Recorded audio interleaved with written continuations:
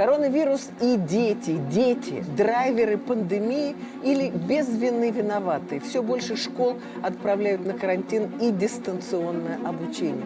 Правы ли взрослые или дети все же будут болеть больше?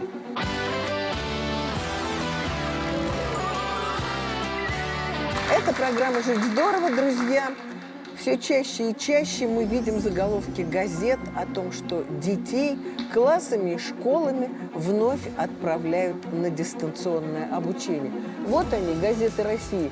В связи с высокими показателями заболеваемости в некоторых школах Башкирии дистанционное обучение. Нижегородская область, 6 октября, частичное дистанционное обучение. Дом опять стал школой.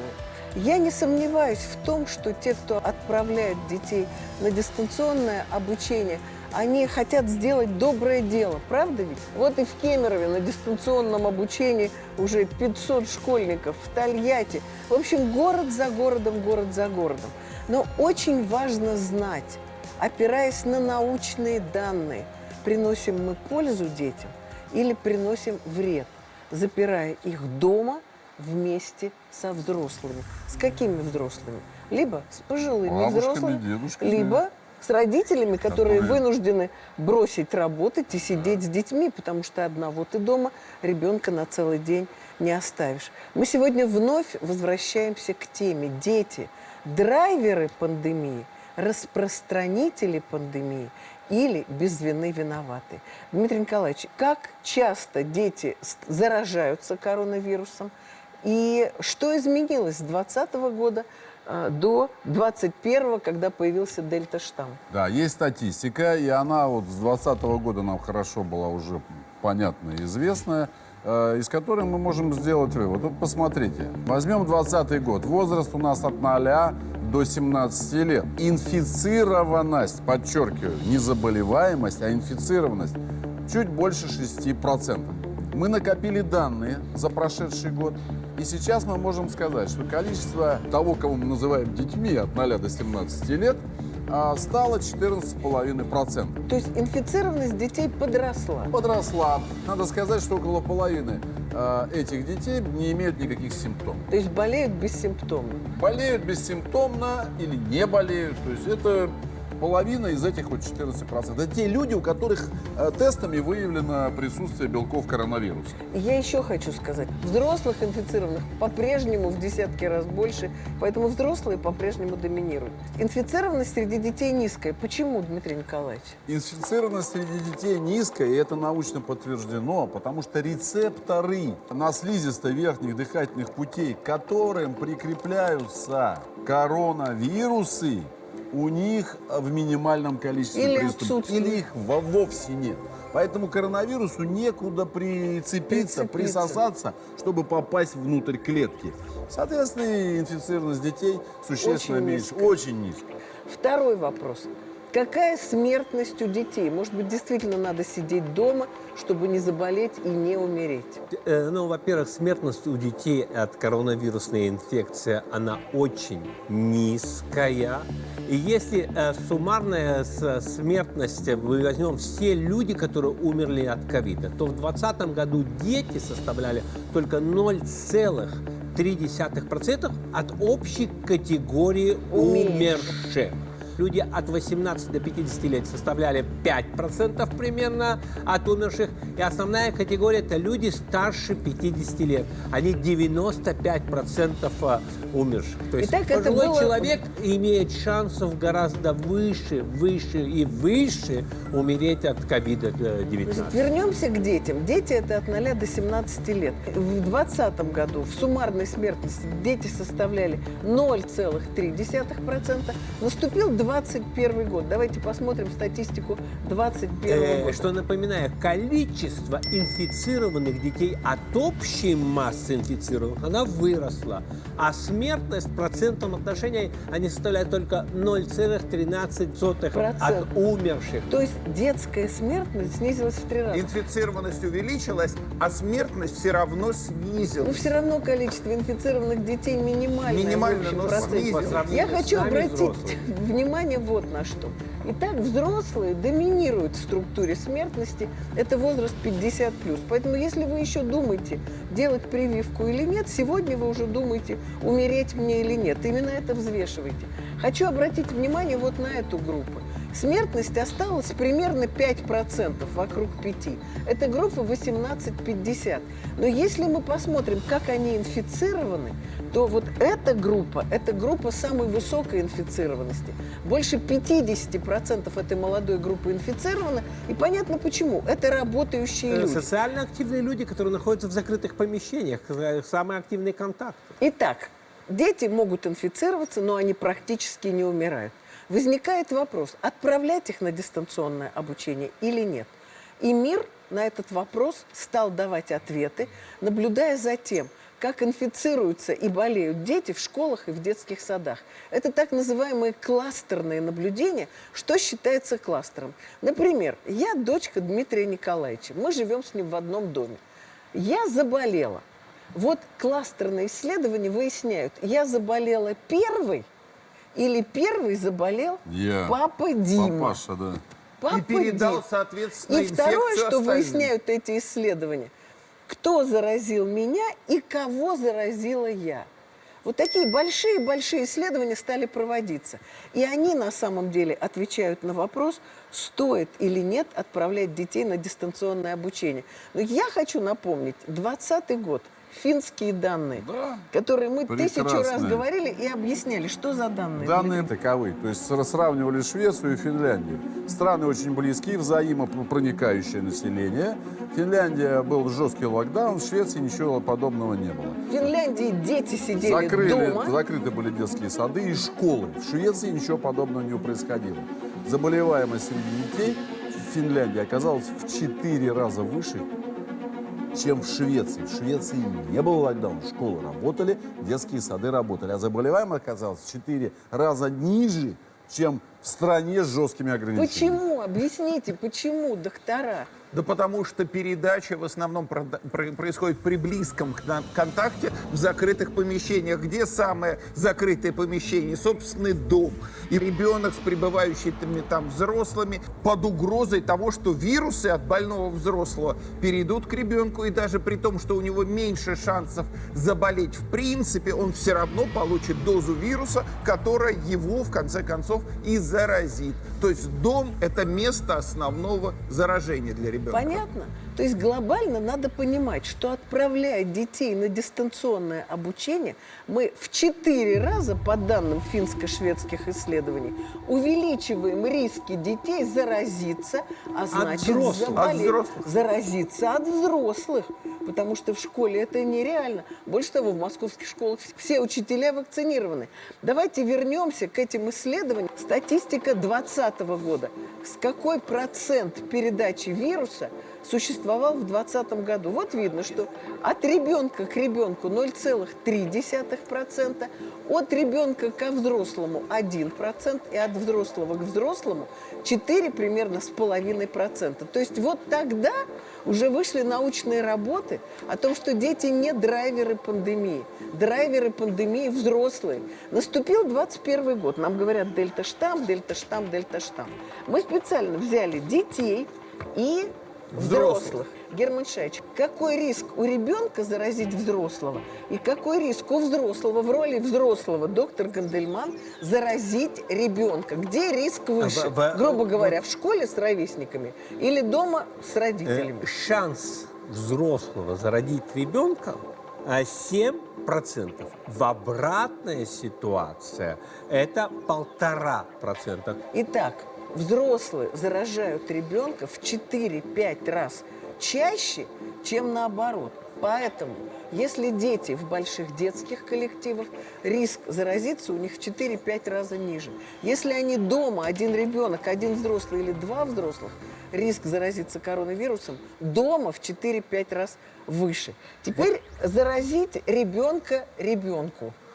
этот процент ровно такой же, 1,5–1,6%. То есть от ребенка к ребенку вероятность заражения 1–1,5%. Примерно ровно столько же, сколько ребенок заразит взрослого. Все очень низкий. 1,5%. То есть 98,5% заражения не происходит среди детей. И дети почти в 99% не заражают взрослых. Они Вот что надо понимать. асимптоматично выделяют меньше вируса, поэтому шанс их заразить кого-то меньше. Что же у нас между взрослыми, Дмитрий Николаевич? Вот Между. один взрослый, доктор Шубин, вот второй. Было 4,5. Что произошло с дельта-штаммом? С появлением дельта-штамма, то есть стало больше 11%. Вероятность заражения между двумя взрослыми в 10 раз выше, чем у маленьких. И вы знаете, последнее исследование, это исследование, проведенное в 12 странах мира. Это последние данные, которые были опубликованы в июле 2021 года. 12 стран, куда вошли Франция, Германия, Италия, США, Вьетнам, Малайзия, Сингапур, Марокко, Греция, Южная Корея. Вот 12 стран взяли и посмотрели, кто как болеет. И оказалось, что в инфекции только в 3,8 случаев виноваты дети, а в 96,2 виноваты взрослые. Поэтому дома дети будут заражаться, к сожалению, чаще. Больше. Вот это надо хорошо понимать. И мы даже никого не судим, потому что все, кто отправляет детей на дистанционное обучение, хотят добра детям. Но, увы, добра не выйдет, к сожалению. Поэтому дети не являются источниками болезни, драйверами или первопричиной распространения вируса. Надо просто это признать. И дети должны учиться в нормальных, принятых условиях. А изолировать надо только тех, кто болеет. И не отправлять целые классы на на дистанционку. изоляцию, если там выявлен больной ребенок. Дома, к сожалению, будут заражаться и болеть. Сегодня это научно доказанный факт. Ненадолго прервемся, а потом продолжим. Жизнь после ковида. Пандемия диктует свое меню. Что можно, а что нельзя есть после болезни. Снижаем риски инфарктов и инсультов. Глоток воздуха. Трудно дышать? Очень тяжело. Я постоянно вот нахожусь в таком состоянии. Лето, зима. Вы Я кашлять начинаете? Кашлять начинаю. Причиной может быть астма. Как справиться с приступом? В чужом теле. Если бы молодость знала, если бы старость могла. Все расплывается. Не понимаю, что написано. У меня также. Этикетки совсем маленькие, срок годности не видно. Зрение. 3 теста для глаз, если вам за 50.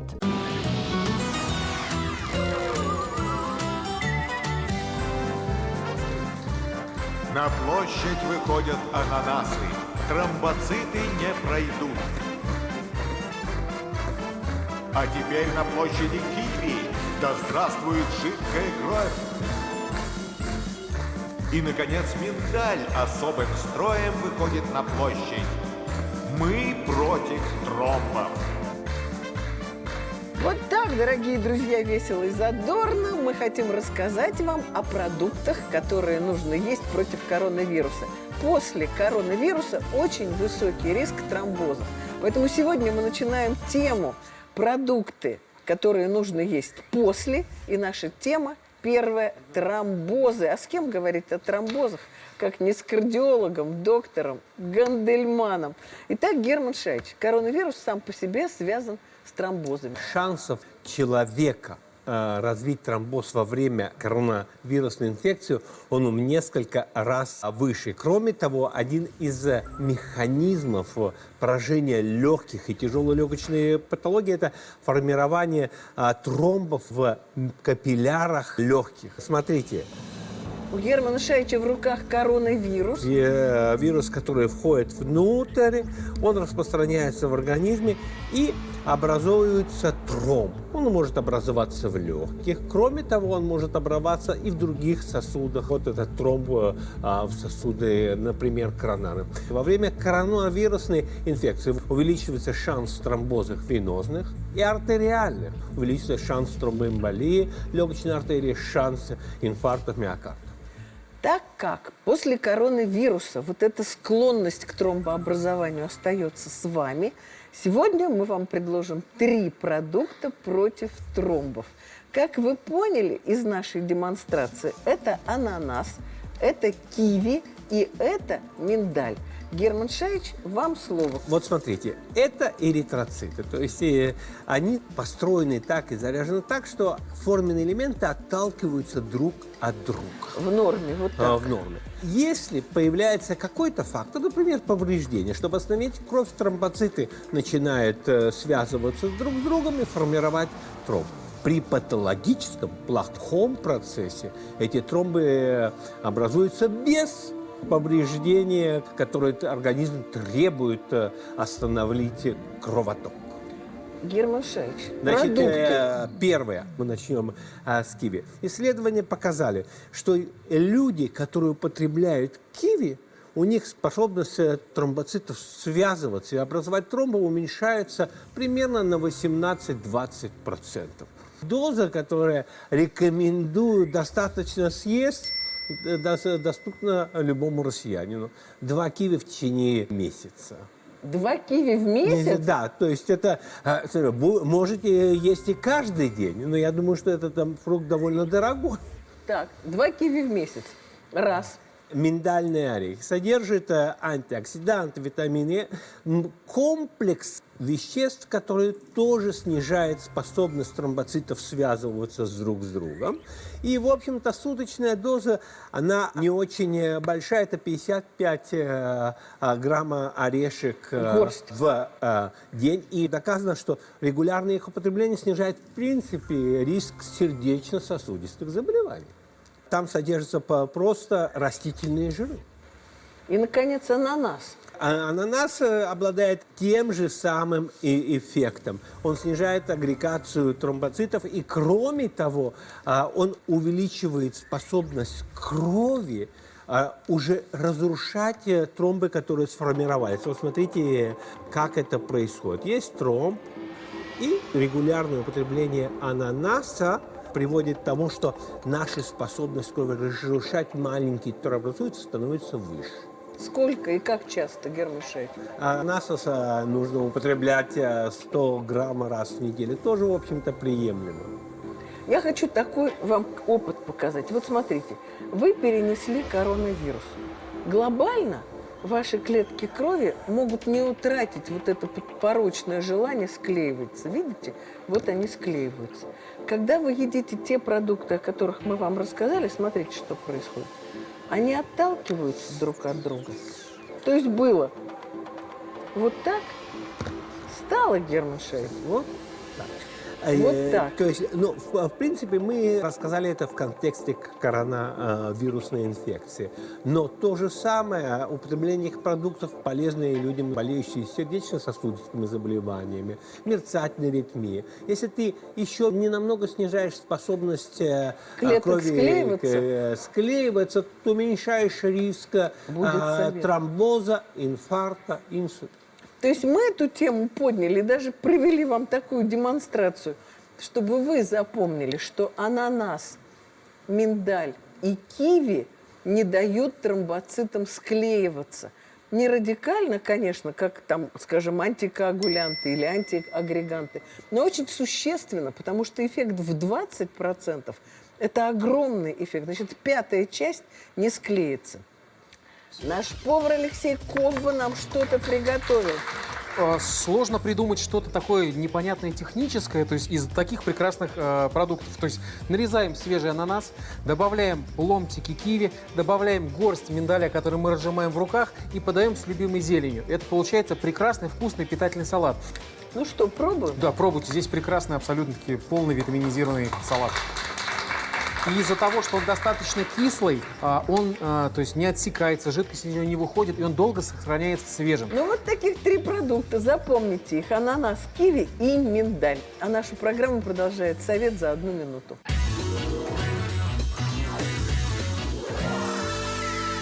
У меня болит спина, но я постоянно хожу с рюкзаком. Может быть, будет лучше носить его на животе? Вот так, Дмитрий Николаевич. Не носить ли рюкзак на животе? Вот так.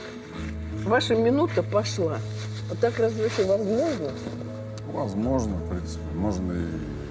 Кстати, ничего себе. Давайте, минутка, уже 3 секунды. Нет, ничего не изменится. Хоть на голову его положите, хоть к попе примотайте, хоть на спине, хоть на животе. Если спина заболела, она будет болеть, ее надо лечить. Изменение способа ношения рюкзака в момент боли в пояснице не изменит вашу боль. К лучшему. Может быть, к худшему изменить, но к лучшему не изменит. Болит спина, надо ее лечить. Способы лечения хорошо известны. Для того, чтобы она не болела, вы должны свой рюкзак привести к определенным правилам и нормам. Широкие лямки, подтянутые, чтобы он не болтался возле попки, ну и не грузите его так, как будто вы собрались в горы на 2 месяца. Вот и все. Все остальное в рамках обычной человеческой дисциплины. Весь ответ. Короче говоря, на животе не поможет. Не поможет. Ненадолго прервемся, а потом продолжим. Глоток воздуха. Трудно дышать? Мне очень тяжело, я постоянно вот нахожусь в таком состоянии. Лето, зима. Вы Я кашлять начинаете? кашлять начинаю. Причиной может быть астма. Как справиться с приступом? В чужом теле. Если бы молодость знала, если бы старость могла. Все расплывается. Не понимаю, что написано. У меня также. Этикетки совсем маленькие, срок годности не видно. Зрение. 3 теста для глаз, если вам за 50.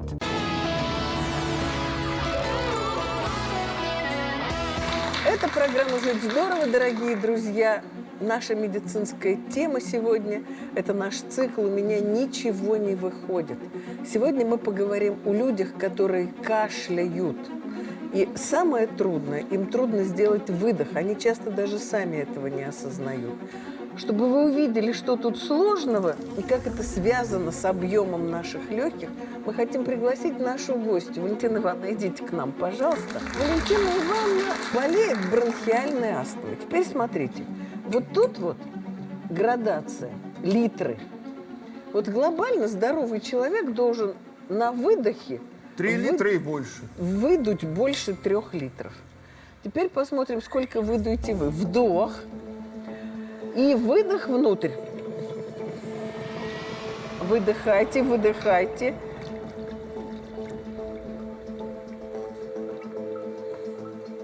Два с половиной примерно, 3 не дошла. Трудно? Очень.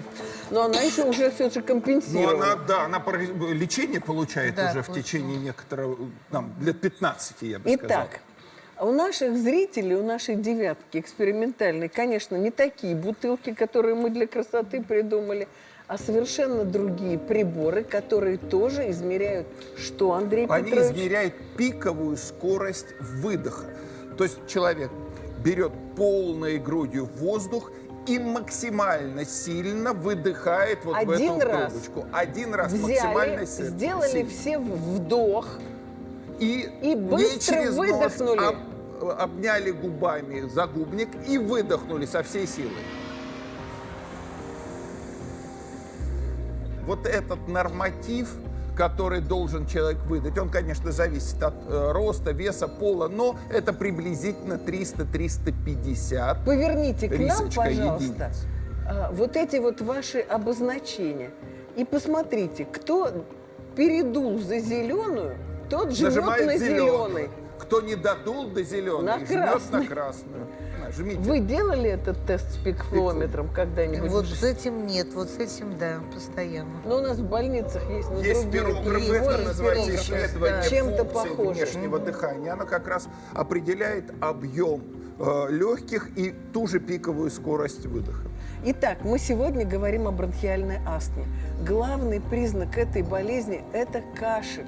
Мало кто знает это. Люди думают, что удушье, а это кашель, особенно у детей. Особенно, потому что мы даже говорим о таком кашелевом варианте бронхиальной астмы, когда есть раздражение, мокрота и кашель, когда побегал, кашель, когда лег спать, кашель, когда встаешь, кашель, когда физическая нагрузка. Значит, итак, начнем разговор именно об этой болезни. Почему этим людям трудно выдыхать? У них есть две проблемы. Первая проблема – то, что у них существует спазм бронхов. У нас вот Дмитрий доктор Николаевич, Шубин покажите находится... нам. Перед вами большие легкие, трахея, два больших бронха. Сюда поступает кислород и распространяется по легким. Проблема при бронхиальной астме в том, что слизистая бронхов, трахеи и мельчайших бронхов легких отекает, пространство становится узким, и человеку трудно дышать. Почему мы об этом говорим именно сейчас? Потому что наступило время кашляющих людей. Вы будете все объяснять коронавирусом, на худой конец гриппом. А на самом деле бронхиальная астма – это чертовски распространенная болезнь. Теперь смотрите, вы вдохнули, а до конца все не выдохнули. Что произойдет с этим воздухом? Вдох, выдох. В норме ты вдохнул, и все должно выйти, вдохнул, Вот вышло, это в норме. вдохнул, вышло. А когда у человека спазм и бронхообструкция, то получается, что у него легкие постепенно раздуваются, и ему трудно выдохнуть, это одно, но ему трудно и вдохнуть, потому что теперь легкие уже растянуты и заполнены. Воздуха все больше и больше. Это болезнь уже, осложнение. Называется эмфизема. И почему Елена Васильевна сказала про осень? Потому что вирусные инфекции действительно, они провоцируют увеличение воспаления на слизистой. Они являются одним из триггеров воспалительного процесса и обострения астмы. Я вот хочу сейчас, Андрей Петрович, взять этот наш древний макет, и я хочу сейчас провести дыхательную гимнастику. Вот так вот легкие Диафрагма. работают в норме. Вот рукой я двигаю диафрагму. Вот сейчас давайте всех попросим руки положить на живот и сделать вдох и выпятить живот, как будто вы беременны. Это работа диафрагмы. Итак, вдох, беременна, выдох и живот к спине. И руками вы нажимаете выдох и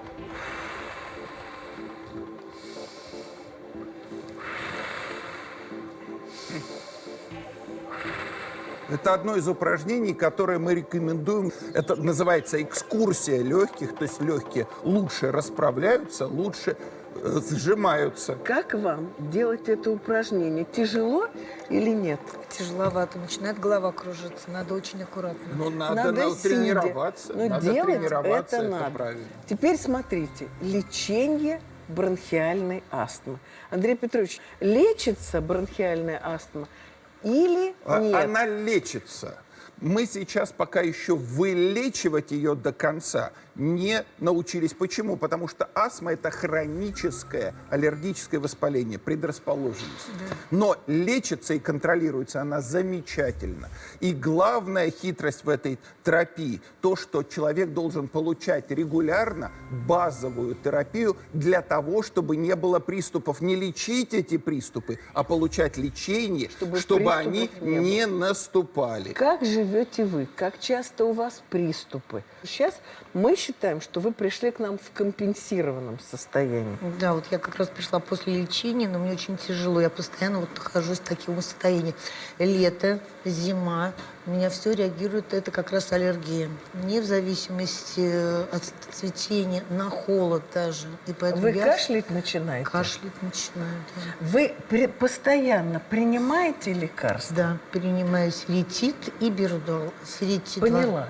Вот смотрите, лечение больных бронхиальной астмы начинается с того, что дома у них есть особые приборы. Это Какие, Андрей увлажнители Петрович? воздуха, потому что Есть увлажнитель? обязательно влажная слизистая помогает людям с бронхиальной астмой иметь меньше воспаления и меньше раздражения.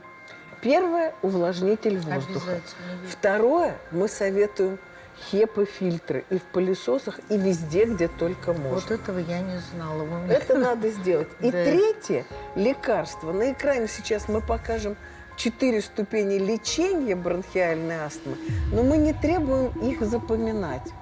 Мы требуем только, чтобы вы лечились тем, что вам назначено. Да. Правильное лечение Да, получает наша гостья наши получает сейчас 3-ю ступень. Она получает и ингаляционные глюкокортикостероиды, и бета-2 агонисты, то есть препараты, которые расширяют бронхи. Она получает эти препараты каждый день. И они дают ей контроль. Я считаю, надо усилить терапию. Почему? Потому что сейчас начнутся холода, если начнется простуда, должна быть подрегулировано ее лечение. А вот что, увеличить дозы или добавить третий компонент? Увеличивается доза первого препарата ингаляционного глюкокортикостероида Раз. и меняется введение его на другой способ доставки. Есть 3 способа доставки. Ингалятор, есть спейсер, вот она носит с собой, и есть небулайзер. Небулайзер это как раз аппарат, который делает взвесь, которую человек вдыхает.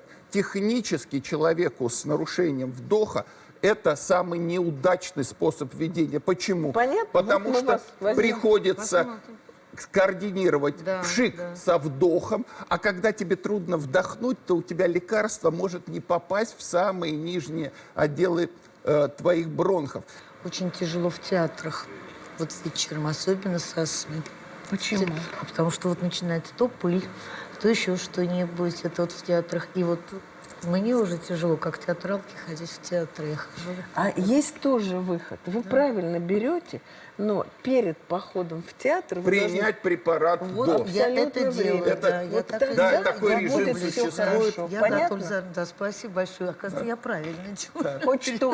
Хоть что-то делаю правильно. Спасибо Садитесь, большое. пожалуйста. Итак, друзья, бронхиальная астма – это легочная болезнь, которая сейчас, конечно же, будет обостряться. Главный признак – кашель. Диагноз поставить трудно или легко, разбирайтесь сами. Можно пикфлометр вот такой в аптеке купить и дома вдохнуть и посмотреть, какой у тебя Есть 3 форсированный простых выдох. признака, Елена Васильевна. Когда кашель без температуры и без катаральных явлений, это первое. Второе, кашель на физическую нагрузку. И третье, перед сном, во время сна или сразу после сна. Тоже кашель. Вот 3 признака бронхиальной астмы, болезни, которая хорошо лечится. Идти надо к врачу-терапевту. И врач-терапевт или сам разберется, Или отправить, куда-то. есть 2 специалиста, аллерголог-иммунолог и пульмонолог, они занимаются бронхиальной астмой. Ну, в общем, вот так. Наша программа продолжает совет за 1 минуту.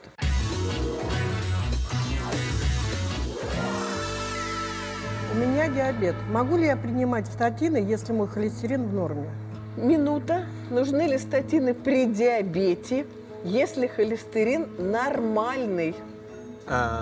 Если холестерин абсолютно нормальный и у вас нет каких-то либо других факторов риска или сердечно-сосудистых заболеваний, статины вы можете не принимать. А если у больного с диабетом есть сердечно-сосудистые заболевания, он обязан принимать статины для вторичной профилактики сердечно-сосудистых заболеваний. Принимать или не принимать статины решает ваш лечащий эндокринолог в зависимости от вашего риска развития сердечно-сосудистых заболеваний в течение 10 лет. Вот и все. Но глобально при сахарном диабете, ну, наверное, есть уникальные люди, у которых в 50 нет сердечно-сосудистых болезней, но мы их не видели. В этом возрасте есть артериальное давление, повышенные. Да. Давление Да. есть? Ну, Повышается. что, уже давление есть, значит, уже из группы риска, значит, вам лично уже нужно принимать статины. Это грамотное, правильное назначение, потому что сахар, он царапает сосуды, все время повреждает. И все время туда холестерин тянет жир, из которого бляшки формируются. Вам лично точно надо. Ненадолго прервемся, а потом продолжим.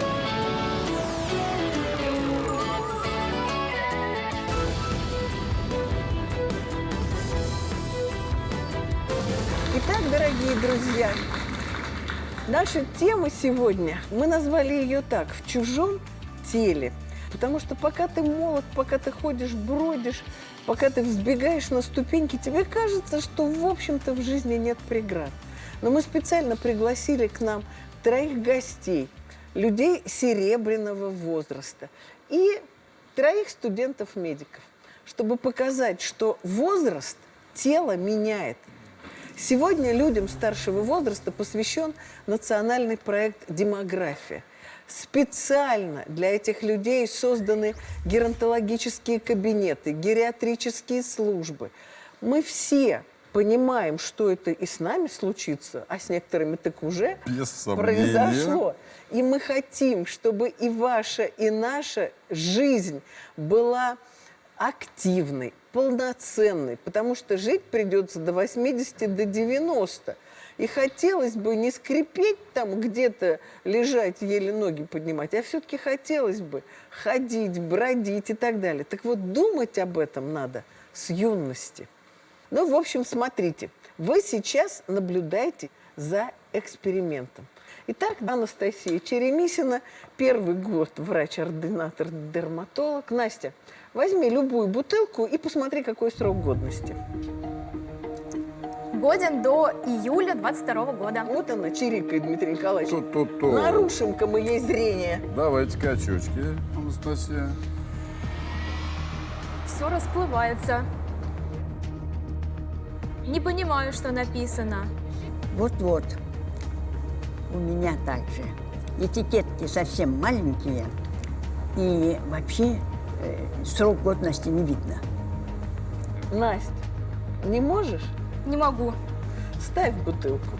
Андрей Ведерников, 6-й курс, факультет медицины будущего. Андрюш, хорошо нас слышишь? Прекрасно. Тебе сейчас надо расплатиться и услышать, сколько это стоит. Герман Шаевич, Вот. затрудните задачу. Итак, мы надеваем на Андрея шумоизолирующие наушники. Пожалуйста, посчитайте, сколько там он должен вам. 350 рублей. Можно погромче? 350 рублей. Еще раз, сколько? 350 рублей. Вроде бы 350 рублей, но я не уверен. Вот, 100 раз переспросишь, и все равно ничего не слышно. Лучше б написали где-нибудь. Вы часто плохо слышите? У меня ухо болит. Глухота. Ну вот так. Еще одна задача. Перенос тяжести. Ангелина Монахова, 1-й Московский медицинский университет. Легко. Ничего в этом сложного нет. Теперь усложним задачу. Наденем на Ангелину утяжелители. Ступеньки настолько высокие, что на них даже не взобраться. Вот-вот. А зимой еще льдом обрастут. Ну что, готова, Ангелина? Что ты чувствуешь в чужом теле? Тяжело. Не могу даже шаг сделать. Не представляю, как пожилые люди себя чувствуют. Вот смотрите, насколько тяжело. Я хочу у ребят у наших спросить. Я ведь правильно понимаю, что у вас у всех живы еще бабушки, дедушки, уж мамы с папами 100%. Правильно? Вот сегодня мы расскажем о том, как надо заботиться о зрении каждому пожилому человеку. Я хочу ребят наших поблагодарить. Садитесь, пожалуйста. Сейчас будем проводить тесты. Наталья Магомедовна, идите к нам. Итак, первый тест. Наши телезрители сейчас видят этот тест на экране. Мы изучаем ваше зрение. Дмитрий Николаевич, рассказывайте. Перед нами, видите, сетка с прямыми углами, пересеченными по 90 градусов линиями. В центре точка. Значит, вот это можно самому все сделать. 20 сантиметров перед вами. И смотрите одним глазом в центр, в точечку. При этом нужно оценить, все ли линии, которые вы видите, прямые перед вами. Все ли они пересекаются прямо под прямым углом. Что у вас? Есть, которые издеваются. Есть, которые изгибаются. Да. Есть, которые Есть, которые изгибаются. А пальцем покажите, где изгибаются. А, вот тут, вот. Вот так. Да. Сейчас Изгибаются. покажем фотографию, как может выглядеть эта картинка, если у вас макулярная дегенерация сетчатки. О чем говорит этот тест? Что на сетчатке глаза что-то не так. Что там Что-то происходит, не Дмитрий так. Николаевич? Перед вами глазное дно. То есть это световоспринимающая поверхность. Это там, внутри глазного яблока, это сетчатка. Она вся пронизана специфическими рецепторами, палочками и колбочками. Это слепая зона, это там, где выходит зрительный нерв. Вот так это в норме выглядит. Все работает, свет воспринимается, четко мы видим фигуры и цвет. Теперь смотрите. Раз, выключилась зона из-за склероза сосудов. И все. Часть воспринимающего рецепторного аппарата сетчатки перестала функционировать. Погибла. Тогда мы видим вот такие вот картинки. Если эта зона попадает в то место, где максимально острое зрение, макула, так называемое пятно, то вы будете видеть просто черное пространство перед глазами. Что делать наши замечательные гости? Смотрите, нужно регулярное наблюдение у офтальмолога. Ходите к офтальмологу? Знаете, уже лет 5 не хожу. Надо сходить. Смотрите, сейчас началась диспансеризация. Открылись все диспансерные кабинеты. Вы тем более в Москве живете. В Москве рай. Приглашали? Да, и не пошла? И не пошла. Ну, Разов ослепните. Разов 5 приглашали, она не пошла. Мы хотим, чтобы вы жили долго, и чтобы ваша жизнь была активной, полноценной и здоровой. Таким, как вы, Спасибо, а не нам спасибо. адресован проект «Демография». Спасибо Так что огромное. 6-й раз требуем, чтобы вы пошли Спасибо. на диспансеризацию. И хвала московской медицине, 5 раз приглашали. Да. Приглашали. Спасибо огромное. Садитесь, пожалуйста. Следующая тема. Виктор Яковлевич, идите к нам.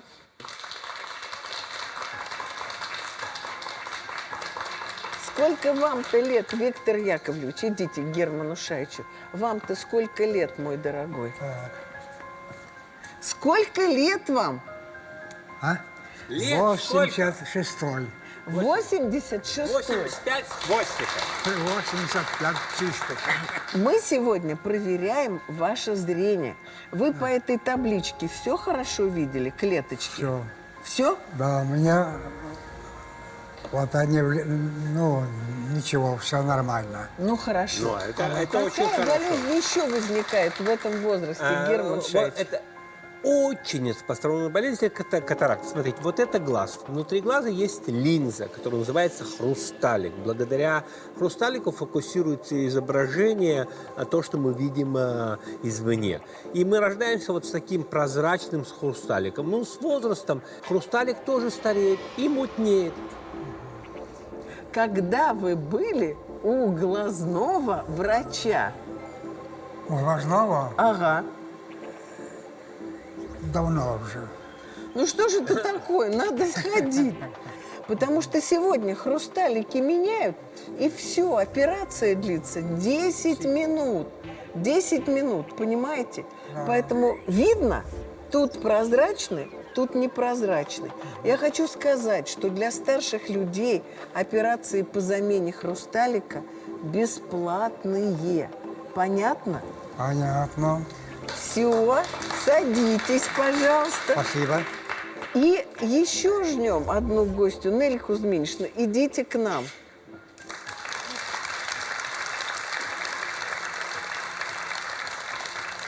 Ну, смотрите, мы в этой теме «В чужом теле» будем говорить обо всех проблемах, которые возникают с годами. Сегодня мы сосредоточены на зрении. Потому что если ослепнешь, то жизнь остановится. Правильно? Да. Вот вы свое артериальное давление знаете? Знаю. Какое? У меня низкое давление. 100, например, на 60 бывает. Это хорошее давление? 110 на 70. Вот сегодня ночью давление было 157. Повысилось. Да. Вообще Ну, я, наверное, идеальным давлением мы считаем ниже чем 120 и 80. Это идеальное давление. А теперь второй вопрос. А какое у вас внутриглазное давление? Ой, забыла. Знали? Да, ну, мы вот, это мой супруг. Ах, так это супруг. Да. Андрей Петрович, Нам ну-ка се- померите наши гости. Нам сегодня 55 лет, как мы вместе живем. 55 лет вместе. Ой, слушайте, мы вас поздравляем. Спасибо. Мы с ним лежали в больнице вот во время коронавируса. Нам там проверяли и слух, и зрение, и все. Ну, нам назначили на операцию. У меня сказали катаракта, и у него сказали тоже Ну, есть. так вот. А он хорошо видит, читает без очков. Не знаю. Давайте вам внутриглазное давление померим. Так. 13 получилось. 13. В норме должно быть меньше 20. Понятно? Все равно. Ну что, вы знаете, мы не знали, что у вас сегодня такой большой юбилей. Нелли Кузьминична, мы так Виктор нас позвали Яковлевич. поздно, мы уже 55 лет вместе. Спасибо. Давайте мы все крикнем в вашей семье «Ура!». 3, 4. Ура! Спасибо, спасибо. Спасибо. А от коронавируса вы привиты? Я нет, он привитый. А У вы меня чё, вот аллергия отступница? постоянная На что? на парфюмерии. Ну, а при чем тут парфюмерия? Ну, Андрей врачи мне Петрович, не как сказали, что аллерголог, можно делать. Можно, конечно, это Вы вообще смотрите, просто... были такие запреты и были такие страхи. Так как я тоже аллергик, мне тоже говорили, отек квинки, это опасно и так далее. Но сегодня мы разобрались. Это как в огороде Бузина в Киеве дядька. Никакого отношения ваш отек квинки на парфюмерию не имеет к К вакцинации. сожалению, ваше поколение 95% в структуре смертности от коронавируса. Хорошо. Привейтесь. Но я привилась от гриппа пока. Молодец. Молодец. Садитесь, пожалуйста. Ну, еще раз повторим. Национальный проект «Демография» сегодня адресован людям старшего возраста. Но это и для нас тоже повод, без всякой помощи государства, подумать о своих родителях. И подумать, кстати говоря, о собственной старости. Она тоже наступит. И так хочется эти 20, а может быть 30 лет прожить активными, спортивными, здоровыми, пусть и при поддержке лекарств. Путешествуя и наслаждаясь Жизнью. Нам с вами было хорошо. Пусть и вам будет жить здорово.